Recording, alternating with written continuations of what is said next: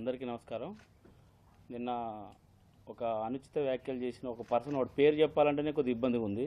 40 సంవత్సరాల రాజకీయ జీవితంలో పువ్వాడ అజయ్ కుమార్ గారు మాజీ మంత్రివర్యులు, బీఆర్ఎస్ పార్టీ ఈ జిల్లా అభివృద్ధి ప్రదాత. 40 సంవత్సరాల రాజకీయ జీవితం వాళ్ళది కుటుంబం.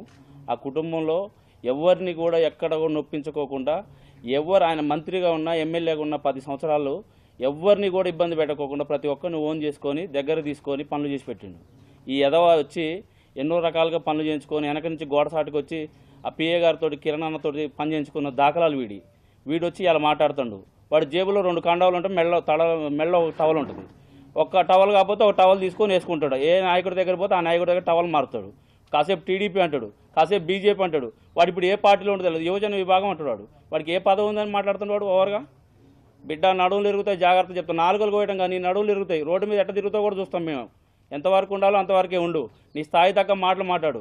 మా party BRS party working president KTR గారి మీద, మా మాజీ మంత్రి వారు పువ్వాడ అజయ్ కుమార్ మీద మాట్లాడేంత దమ్ము ధైర్యం ఉందా నీకు?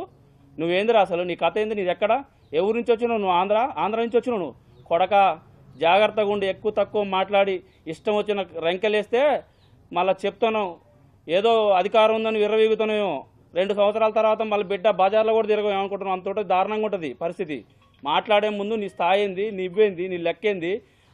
వేణుగౌడ్ ఇచ్చిన స్టేట్మెంట్ ఏంది? అక్కడ మొన్న లక్ష్మీపురంలో వేణుగౌడ్ ఇచ్చిన స్టేట్మెంట్ ఏంది? ఆయన రాసిచ్చిన లిఖితపూర్వకంగా రాసిచ్చినది ఏంది అసలు?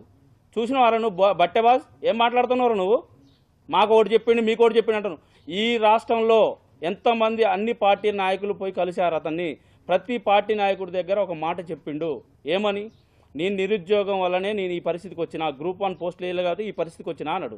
నువ్వు దాని మీద మాట్లాడిన వ్యక్తిని ఒక అధికార పార్టీకి ప్రతిపక్ష పార్టీగా ఉన్న బీఆర్ఎస్ పార్టీ, అది ఈ జిల్లా మాజీ మంత్రివర్యులు, మా జిల్లా మాజీ ఎంపీ, 2 సార్లు ఎంపీ తాతా మధుసూదన్ గారు ఎమ్మెల్సీ గారు, మాజీ జిల్లా అధ్యక్షులు పోయి పరామర్శకు పోతే రెంకలేస్తున్నావు. బ్యాచ్ బెటాలియన్ అంటున్నావు. బిడ్డ నువ్వు ఎట్ట తిరుగుతావు చూస్తావు. నాటకాలు చేయొద్దు. ఎంతవరకు అంతవరకు మాట్లాడాలి.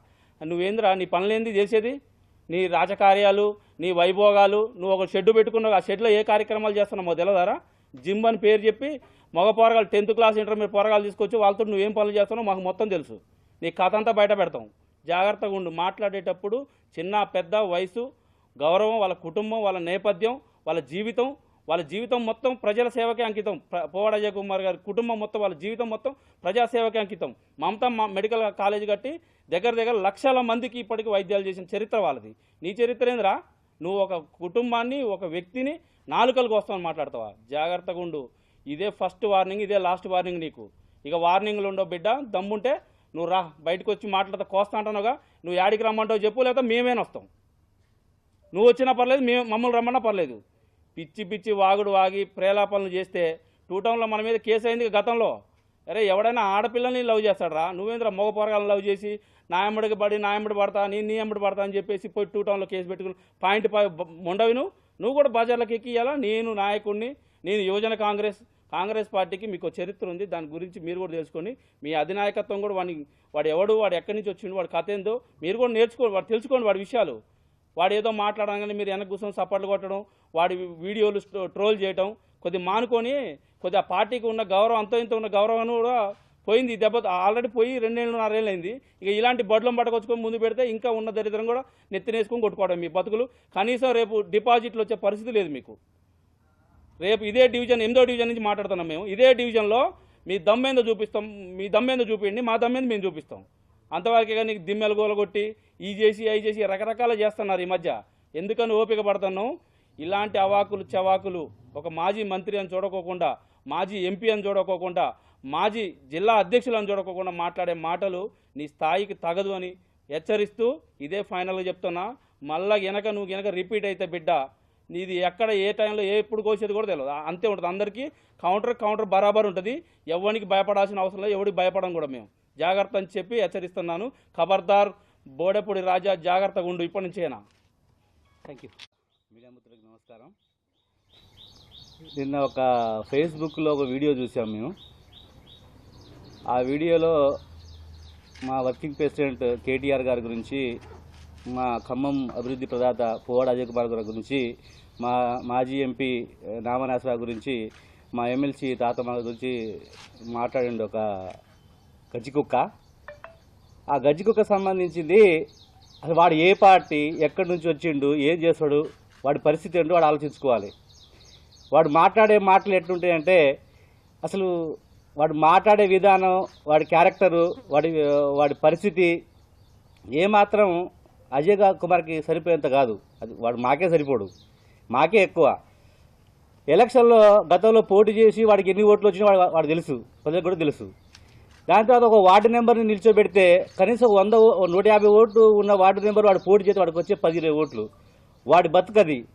వాడి బతుక్కి ఖమ్మం జిల్లాని దశాబ్దాలుగా రాజకీయంలో ఉండి ప్రజలకు సేవ చేసే ఒక ఫ్యామిలీ గురించి, ఒక నాయకుడి గురించి నాలుక కోస్తాను మాట్లాడుతున్నాడు. అరే ఫస్ట్ నువ్వు ఆడానా మొగనా అది తెలుసుకో. ఆ రెండిట్లో ఏదో తెలుసుకున్న తర్వాత విమర్శించు. నీకు విమర్శించే స్థాయి ఎక్కడ? మాకంటే తక్కువ. నువ్వు నోట్లో వచ్చి ఇష్టం వచ్చినట్టు మాట్లాడి, నువ్వు జిమ్లలో మాట్లాడే కథలు, నీకు ఆడమ్మగా తెలియకుండా నీ మీద పెట్టే కేసులు, నువ్వు పుణ్యలో తీసుకొచ్చిన ఆ క్రెడిట్ కార్డులు, అవి నీ బతుకు. ఒకటి పెడితే బతికే బతుకు నీది. నువ్వు వచ్చి అజయ్ కుమార్ గురించి నాలుగో కోస్తా. ఈ గవర్నమెంట్ వచ్చి 2.5 సంవత్సరాల్లో నిరుద్యోగులకి ఉద్యోగాలు ఎవరో ముర్రో అని మొత్తుకొని ఆత్మహత్యలు చేసుకుంటే దానికి సానుభూతి తెలపడానికి పోతే నువ్వు ఏదో క్వశ్చన్ వేస్తున్నావు. అసలు నువ్వు ఎవడివి, యాడ్ నుంచి వచ్చినావు, నీకు బతికెంత, నువ్వెంత? నువ్వు అజయ్ కుమార్ గారికి నాలుగుకు వస్తావు. కొడకా నీకు ఏం కోసం కూడా తెలియదు, గుర్తుపెట్టుకో. నువ్వు అజయ్ కుమార్ గారికి తిరగకుండా చేస్తావా? రా, నీ అంత దమ్ముందో రా, చూసుకుందాం. నీ బతుక్కి నువ్వు అజయ్ కుమార్ గారు విమర్శించి నాలుగు కోసం అంత దమ్ము ఉందా నీకు? మేమే ఎక్కువ నీకు. నువ్వు ఇప్పుడు ఉందిగా నీకు అది మా ఏమంటుంది దానికి వైఎస్ఆర్ కార్డు కూడా పెట్టుకున్నావు కదా. నీకు దమ్ముంటే నువ్వు ఒకటే రారా చూద్దాం. నాలుగు కోస్తాను. ఒక నాయకుడు, అభివృద్ధి చేసిన నాయకుడు, గతంలో నీ బతుకు ఏ పార్టీలో ఉంటావో నీకే తెలియదు. ఏ పార్టీ అధికారం వస్తే ఆ పార్టీ ఉండకొడికి నువ్వు అజయ్ కుమార్ గురించి మాట్లాడటం. బిడ్డ చెప్తున్నా విను. నీ క్యారెక్టర్ తగ్గట్టుగా నువ్వు బిహేవ్ చేసుకో, నీ స్థాయి తగ్గట్టుగా నువ్వు మాట్లాడు, నీ బతుకు తగ్గట్టుగా నువ్వు ఉండు. నువ్వు ఫస్ట్ నీ ఆ ప్లస్సా మైనసా ఆడా మొగ తెలుసుకో. ఫస్ట్ టెస్ట్కి వెళ్ళి నువ్వు ఏం చేసినావు. గతంలో ఏపీఎస్లో నీ మీద ఒక పాపం పిల్లగాడు తట్టుకోలేక నువ్వు రమ్మంటే కేసు పెట్టిన ఆ కేసు గురించి మాట్లాడుకో. కొడక దాని గురించి మాట్లాడకుండా అజయ్ కుమార్ మాట్లాడుతావు. అంత మొగడు గారా నువ్వు? నీకు మొగ లక్షణాలు లేకనే కదా పోయి ఆ మొగడికి పోయి ఆడదానుకొని పోతున్నావు నువ్వు. నీ బతుక్కి మళ్ళీ నువ్వు గతంలో నామనాసరా గారి దగ్గర సైకిల్ యాత్రకు పోతే డబ్బులు ఇవ్వలేదు, నువ్వు పారిపోయి వచ్చిన ముండకొడికి నువ్వు నామనాసరా మాట్లాడడం. మళ్ళీ నీ బతుక్కి రోజుకు ఒక నాయకుడిని మార్చే రకం నువ్వు ఒక జిల్లాని, ఒక కాన్స్టిట్యూషన్ని, ఒక ఖమ్మం నగరాన్ని ఒక అభివృద్ధి చేసిన నాయకుడి గురించి నాలుక కోస్తావా? బిడ్డ నువ్వు నాలుక కోస్తా, ఇది కోస్తా, అది కోస్తా అంటే నీది ఏం కోస్తా కూడా తెలియదు. మా అజయ్ కుమార్ సైనికులు నీలాగా డబ్బులకో ఇంకోటి కాదు, ప్రేమతో ఉండడం. ఆయన రాజకీయం కోసం ఆయన బట్టి బతుకుతున్నాం మేము. గతంలో మా నాయకుడు తెలియదు పాపం. ప్రతి ఒక్కడు వచ్చి మామూలు ప్రేమలు చూపించి పనులు చేయించుకున్నారు. మనోడు ఎవరు, మనోడు కాదేవుడు అని చెప్పి అప్పుడు అర్థం చేసుకోండి. ఇప్పుడు చూస్తారు బిడ్డ మీరు రాబోయే, ఇప్పుడు మీ బతికెంత 2.5 సంవత్సరాలు అయిపోయింది, ఇంకా 2.5 సంవత్సరాలు ఉంది.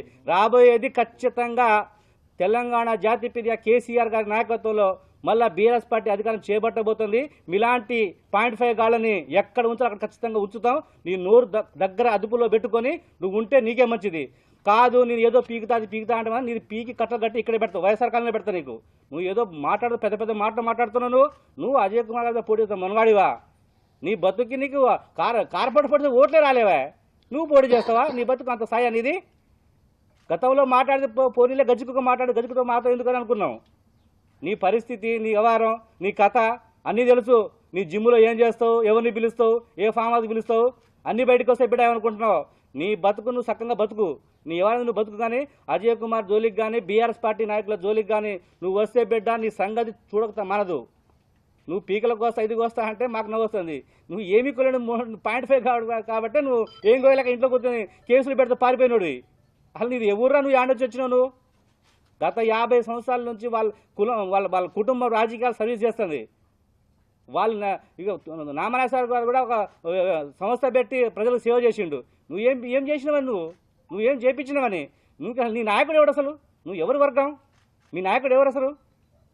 ఇలాంటి వాళ్ళని అసలు కాంగ్రెస్ పార్టీ అసలు ఎందుకు ఓన్ చేసుకుంటుంది? అసలు కాంగ్రెస్ పార్టీలో ఉన్నావు, ఏ పార్టీలో ఉన్నావు? మొన్న దాకా బీజేపీ అంటే, బీఆర్ఎస్ అంటే, సిపిఎం అంటే సిపిఐ, మొత్తం పార్టీ కుక్కవి నువ్వు. మొన్న నా కొడక ఎక్కడో బిడ్డ నీ సంగతి చూస్తామని కూడా బీఆర్ఎస్ పార్టీ కార్యకర్తలు ఊరుకోరు. నువ్వు మాట్లాడే స్థాయి మాతో మాట్లాడు, మా స్థాయి నీది. మా స్థాయి మర్చిపోయి నేనేదో హీరోని, నేనేదో పొడుస్తా గిడుస్తా అంటే బిడ్డ నిన్ను ఏం కోసం కూడా తెలియదు ఏ టైంలో. చెప్తాను, నువ్వు జాగ్రత్త బిడ్డ, జాగ్రత్త చెప్తాను.